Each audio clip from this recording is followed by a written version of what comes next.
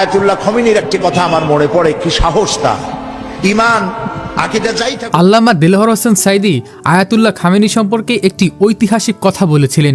তিনি বলেছিলেন, আমেরিকা একসময় ইরানকে সব ধরনের খাবার দাবার বন্ধ করার ভয় দেখিয়েছিল।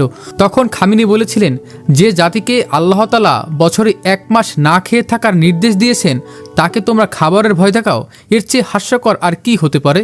হ্যাঁ দর্শক, আজ সেই লৌহমানবের প্রস্থান ঘটেছে। আমেরিকানরা ভেবেছিল ইরানের সর্বোচ্চ আধ্যাত্মিক নেতা আয়াতুল্লাহ আলী খামেনিকে সরিয়ে দিতে পারলেই ইরান তাদের কবজায় চলে আসবে।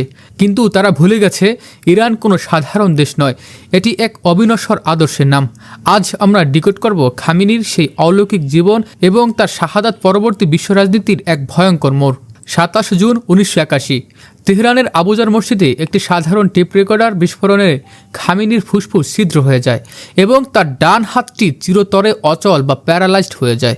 ডাক্তাররা বলেছিলেন তিনি বেঁচে ফিরছেন, তা এক অলৌকিক ঘটনা। সে অচল হয়ে যাওয়া একটি হাত আর প্রখর প্রজ্ঞা দিয়েই গত 4 দশক ধরে পুরো বিশ্বকে কাঁপিয়ে দিয়েছেন এই মানুষটি।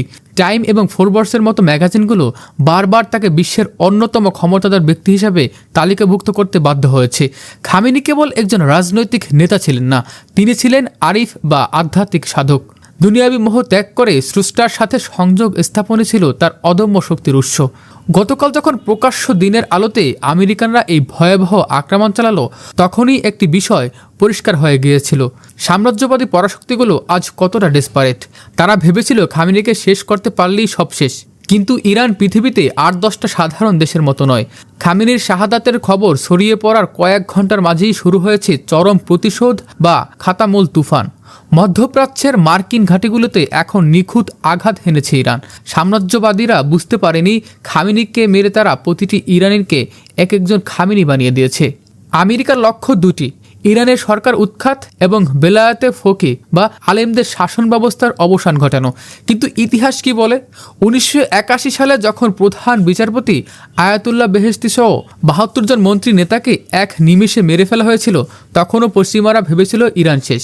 প্রেসিডেন্ট ও প্রধানমন্ত্রীকে যখন হত্যা করা হলো, তখন তারা ভেবেছিল ইরান এখনও নেতৃত্বশূন্য।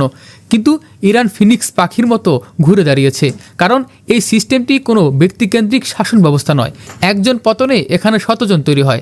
খামেনি তার শাসনামলে এমন এক কাঠামো গড়ে তুলেছেন যা ক্ষেপণাস্ত্র দিয়ে ধূলিসাৎ করাও সম্ভব নয়। খামেনি বলতেন, বিজ্ঞান এবং ইসলাম একে অপরের পরিপূরক। ঠিক এই কারণেই তার শাসনামলে ইরান ন্যানোটেকনোলজি আর মহাকাশ গবেষণায় বিশ্বকে তাক লাগিয়ে দিয়েছে।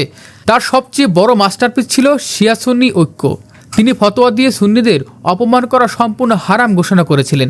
তিনি বলেছিলেন, যারা সুন্নিদের আবেগ নিয়ে কটূক্তি করবে তারা আসলে ব্রিটিশ বা পশ্চিমা গোয়েন্দা সংস্থার চর। আজ আমরা সে মহান দূরদর্শী নেতাকে হারিয়েছি, যিনি মুসলিম উম্মার অভিভাবকত্ব দিয়েছিলেন। আল্লামা সাঈদী ঠিকই বলেছিলেন, ইমানদারকে অভাবের ভয় দেখিয়ে বা মৃত্যুর ভয় দেখিয়ে হারানো যায় না। আয়াতুল্লাহ খামেনি আজ নেই, কিন্তু তার আদর্শ এখন আরও শক্তিশালী। ইতিহাসের পাতায় এই শাহাদাত হয়তো বিশ্ব মানচিত্রকে নতুন করে সংজ্ঞায়িত করবে। বিনম্র শ্রদ্ধা এই মহান আধ্যাত্মিক নেতার প্রতি। দর্শক, খামেনির শাহাদাত কি মধ্যপ্রাচ্যের মার্কিন আধিপত্যের শেষ নাকি শুরু? কমেন্টে আপনার মতামত জানান। ভিডিওটি ভালো লাগলে শেয়ার করুন এবং সাবস্ক্রাইব করে বেল আইকনটি বাজিয়ে রাখুন।